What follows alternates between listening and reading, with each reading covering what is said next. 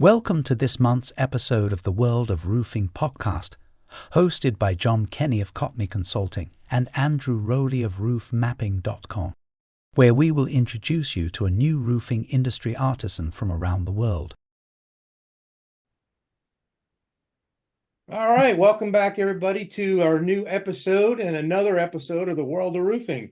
As always, I'm your host, John Kenny with Cotney Consulting Group, and I'm joined by my friend and co-host, Andrew Rowley of roofmapping.com. Andrew, how are you doing? I'm doing okay. I'm just getting over what I think is a flu. So, yeah, if I cough, I do apologise. I'll have to mute quickly so I don't interrupt anybody. But yeah, Well, we're all safe with the cameras, so well, you yeah, won't catch anything. Everything's nothing through the camera. But no, all good. Keeping busy.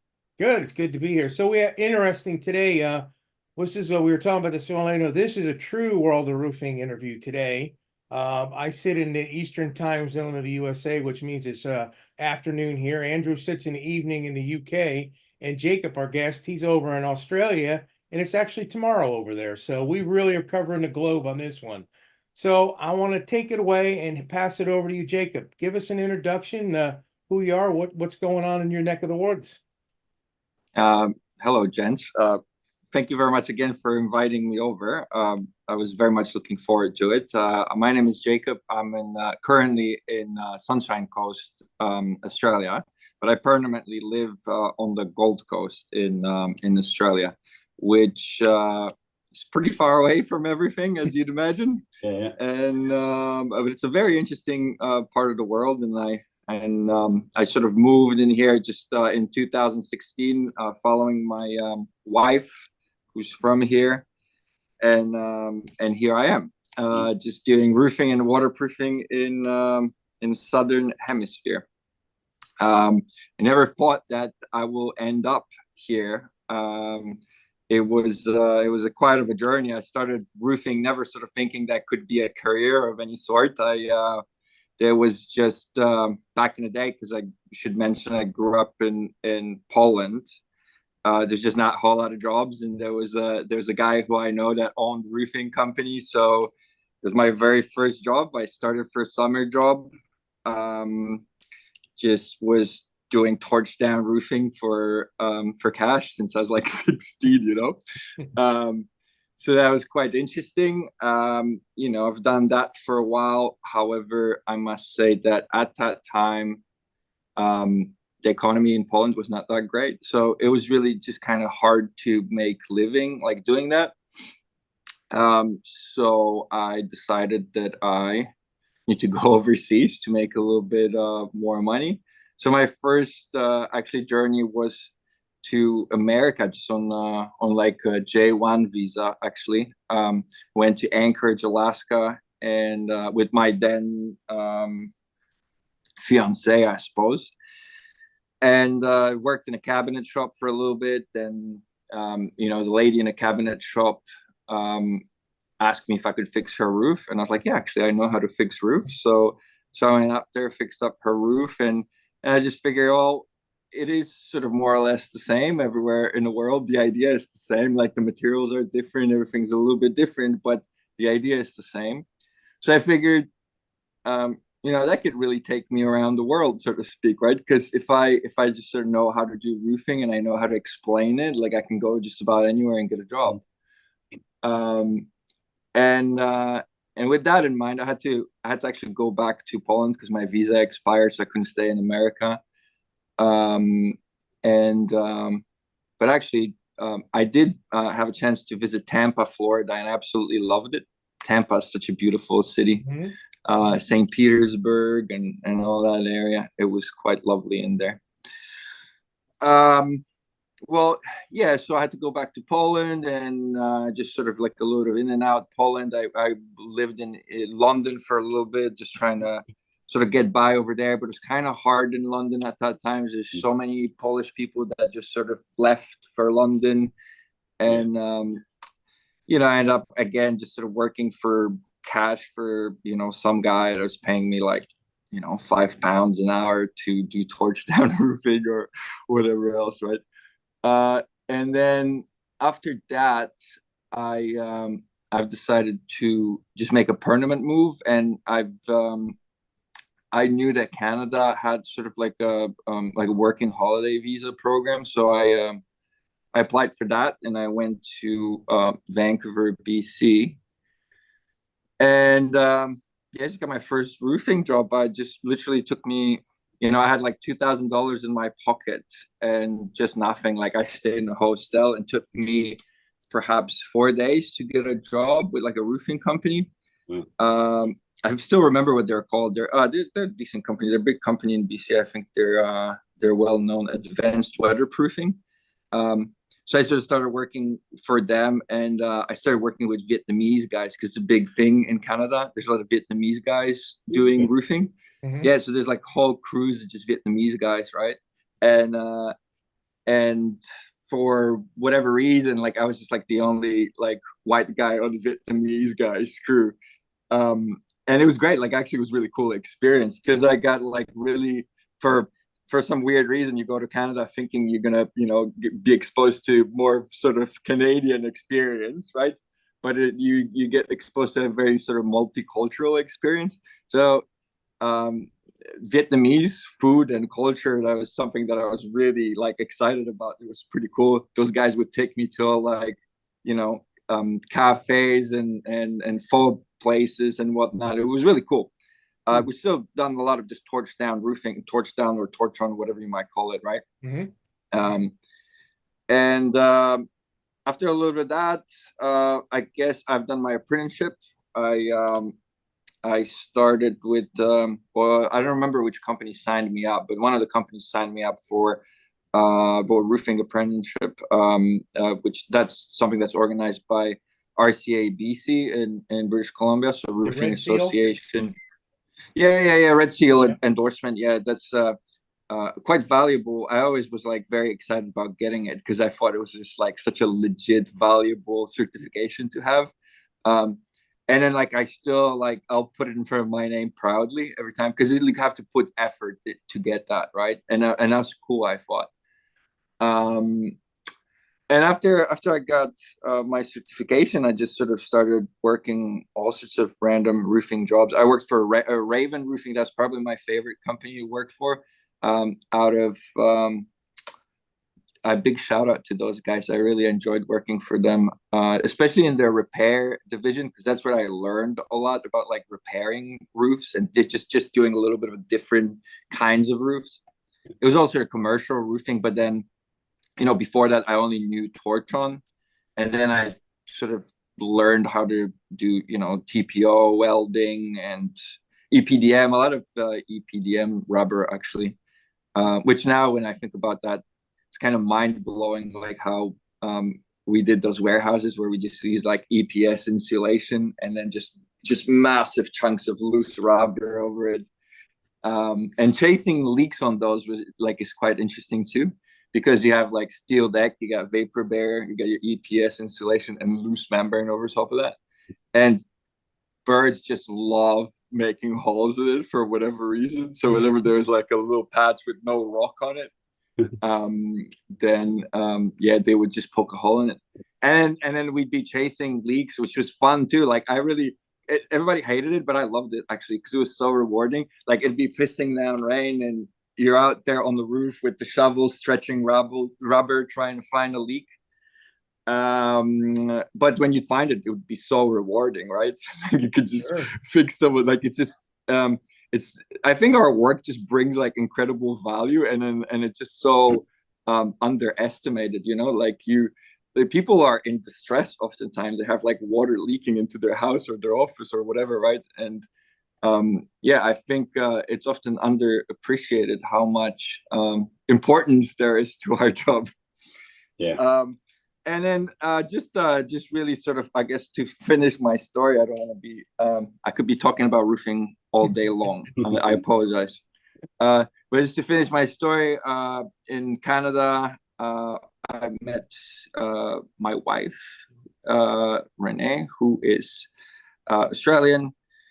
And her grandma was getting a little bit older and she wanted to move home to be with her. And we just moved. And then I got the job with, I worked for a few waterproofing companies before I got the job with Suprema Australia and New Zealand. So first I started as a field technician, and then I became technical manager for Australia and New Zealand. Yeah. And after there's another company that I worked for after I finished up with Suprema. I worked with a company called Basit, which is a very nice company. I still talk to a lot of those guys. They're like a distributor, reseller, basically. Okay. So they would sell Suprema products in Australia. So so then I worked for them for like a year, and then I just started my consulting company, and I worked for like a bigger consultant doing like a subcontract work, but sometimes there, and it's not actually that good of a deal when you really look at it. Consulting is perhaps just, well, it depends how you go about it, really, right? I'm a bit more of a tradie. I always thought that, like I can really make money with my hands. Where consulting is like, yeah, you can make money, but it's just hard these days. Actually, I think like it's getting harder and harder. I think if you can actually do like a blue collar job, that it's definitely better money these days than white collar jobs, especially when you're like a one person operation. So I just decided skills you learn in roofing. I mean, that's invaluable. I mean, that's what's missing in today's world, is having that ability to hands-on that you've learned from all your experiences. Yeah.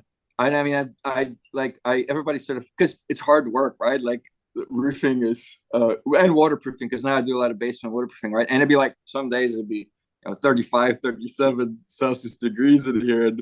And we're doing torch down roofing. It's not pleasant, right?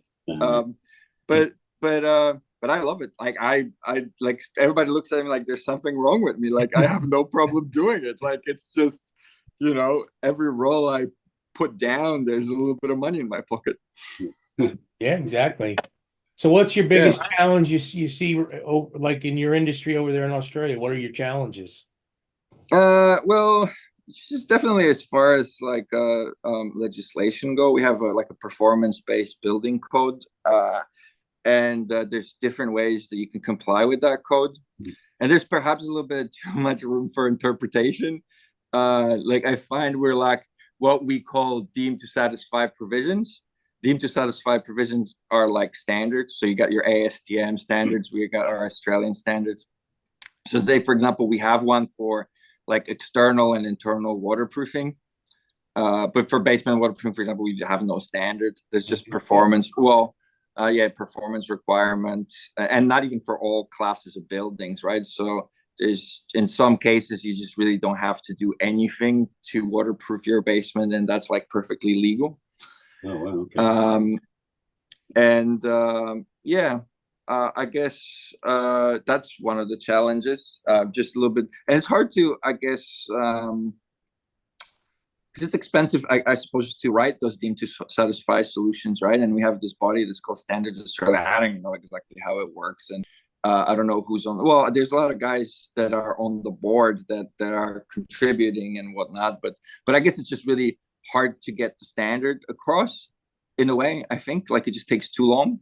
And the last version, for example, of our external waterproofing standard, which is AS 46541 and 2, I believe that was released in, I don't know, 2009 or 2010. I don't know exactly, but like it's been a while. And it's like, it's just really basic document. Like if you really like read through it, like it just really doesn't give you that much guidance on anything. Like there's few like cross sections but they're not very useful, especially with how rapidly everything's changing. Like as far as building methodology, and we're starting to use a lot more lightweight. We're kind of moving a little bit more to like a higher performance buildings now that we obviously want for many reasons. Yeah. So I think that standard just definitely didn't age well. And there's just, with the performance requirements, you can basically, like if you really stretch your mind, right, like you can sort of prove that anything will work theoretically, right? Right. but practically not so often, right? So we have a lot of leaky buildings too, as an effect of that, I think. Yeah. Which is good for business, I suppose, but but yeah, there's definitely like there's a lot of problems with waterproofing, especially like balconies and basements, rooftops too, like, but not as probably often as balconies. Balconies is the worst. Just so expensive to repair them because they're all like do like direct stick tiles to the membrane, which is yeah, you got to get through well, that I mean, in order it to is fix what the it is, leak. I suppose. What's that? You got to get through the overlay in order to even find where the leak is. Yeah, no, it's terrible from that point of view. Like there's like, you know, like as far as repairability and maintainability of the system, there's none, right? There's none. Like you stick those tiles onto it, then like you can hope for the best. And yeah, I suppose in Canada and America, we would use just predominantly like pavers and pedestals, like those sorts of systems, right? Which are getting more popular in Australia actually now, right? But even with that, like it doesn't technically all comply with like that standard for external waterproofing. So there's got to be like performance solution written up for that, which is nonsense too, right? Like just making it harder to do something better. Right. But yeah, but in any case, yeah, I think that's where it should be going. Like, and listen, like oftentimes I have to specify members when I'm specifying for repairs, right? For balconies, I have to use those membranes that you stick tiles to because there's already like for retrofit jobs there, you know, the guardrails are at certain height, the door thresholds are at certain height, so you can't really fix it 100%. So it's the way it's supposed to be. You just can you know, and there are good membranes. Actually, I have a hat from them, Ardex, that company. They do sell a membrane that's called WPM 1000. It's like a butyl rubber, but weirdly thermoplastic. You guys be well, maybe you're not surprised. I was surprised coming from Canada because when I think of rubber, I think of thermoset material that you generally have to splice with like tapes and that sort of stuff. Mm-hmm. But Ardex does this product that yeah, it's like butyl rubber that you can just weld with hot air. Okay.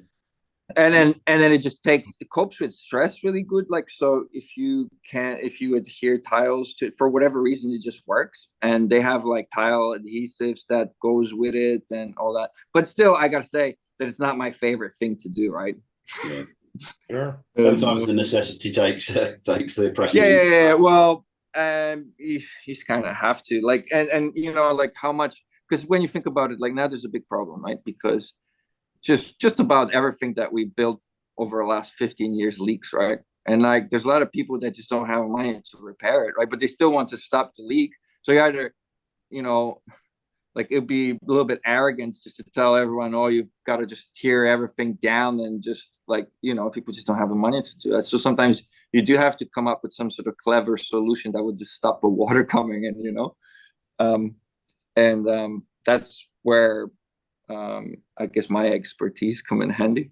Good. Well, one thing in roofing, and you know, you just said it, you got to be part scientist, you got to be part inventor, and you got to be part, you know, you got to be part tinkerer to get it all done.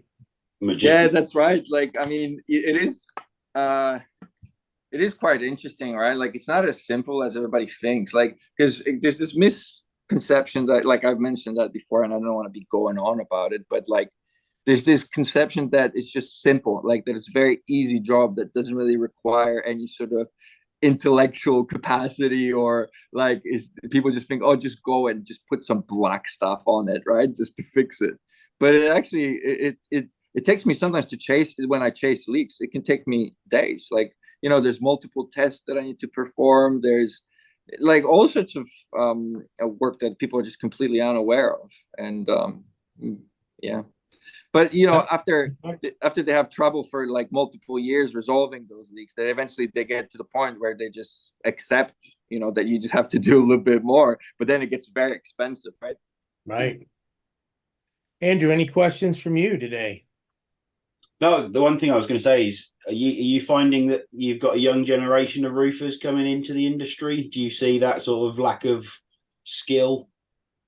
Yeah, so I think I see two different kinds of young people now. Like I see super clever ones, like that really are switched on and they want to they really pay attention, right? And I always the most rewarding thing for me is like, especially when I do trainings and whatnot, when young people record what I do or take pictures, then I just really know that they're taking notice and that they're not just on TikTok, I really also I find out there's a little bit of there's the other side is just the guys that just don't want to be there. They just think that there's something better out there for them, and they just don't they're not interested. They just literally try to make it from 6:30 to 3:30 and get a little bit of money. And I think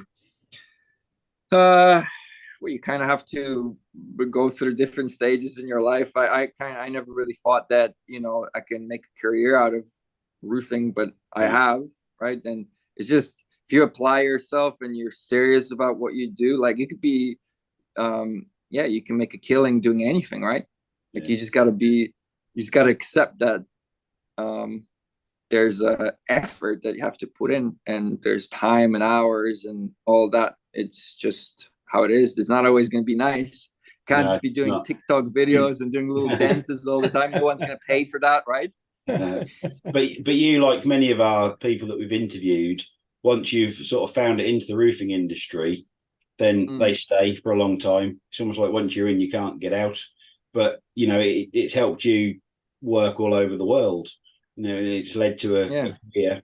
So it can, but and this is where we're trying to promote the roofing industry, to show people actually there's a whole range of things. It could be a consultant, it could be a designer, it could be an operative on site doing it. It could be a chemist developing the new materials of the future. There's so 100%. Many different things involved in the roofing industry. It's just, it's just mind blowing sometimes. Yeah, 100%. And then say, I obviously started from the very bottom, right? I started just sweeping and setting roles for other people who torched and whatnot, right? But I wanted to learn. I wanted to know everything about what I do and why I do it and how you can do better. If you have curiosity about what you do, you can never go wrong. I think it's the only way to be. If you're up on the roof and hating every second of it, it's just not going to be a nice day.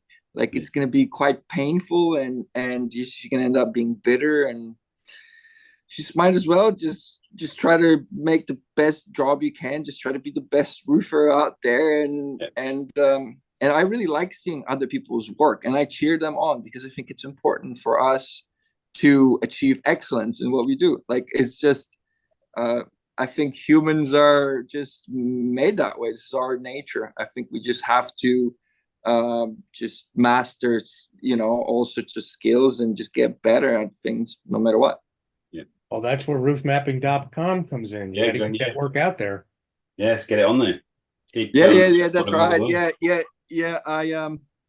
I do have few roofs coming up soon. Yeah, I gotta hit you up after you're finished. Because there's say I'm a small operator too, right? So I don't really have a huge commercial roofs, but it'll be mainly a smaller things. That's absolutely fine. roofmapping.com is to map out what you do as a company. So whether you're a small one-man band or whether you're a multinational doing jobs all over the world, it doesn't matter. I just want the roofing contractors to show what they're good at. It's about the quality of the project. Residential. If you do residential, 100%. Then show that. If you do commercial all over the estate, then show that. It's allowing people to find you because they need your services. That's all it is. It's just a true and accurate measure of what's going on in the industry.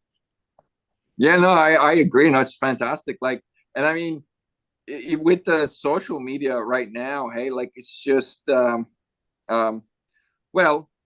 just showing your work, showing that you can actually do what's written in your company name. I think it's pretty cool because there's a lot of people out there, I must say, that really probably wouldn't want their work be shown publicly, right? Yeah, we don't want any of that. We're almost coming to a close for today's session. Jacob, anything you haven't discussed that you want to want to let the audience know about, or? No, thank you very much. It was a real honor to talk to you guys. I was really looking forward to that, and keep up good work. I've been listening to the podcast a few times now. It's quite interesting stuff. And Andrew, I'm gonna try to find a roof for you to put on the please roof. do. There you go. We'll do that, definitely. Anything, Sounds Andrew, for closing? No, I think that's just great to hear from Jacob and hear his journey. You know, it's great to see a real globe trotter in the roofing industry. Interesting. Yeah, it was interesting. It's nice how you showed how you go you've been all around the world. You've done different systems, you've done different types of work. Now you're consulting and fixing problems and still roofing. I mean, you really wrapped it up well. So glad to have had you today, and to our audience, thank you for joining us for another episode, and be sure to catch us on the next one. So until then, take care, everybody. Yeah. Thank you very much. Take care, guys.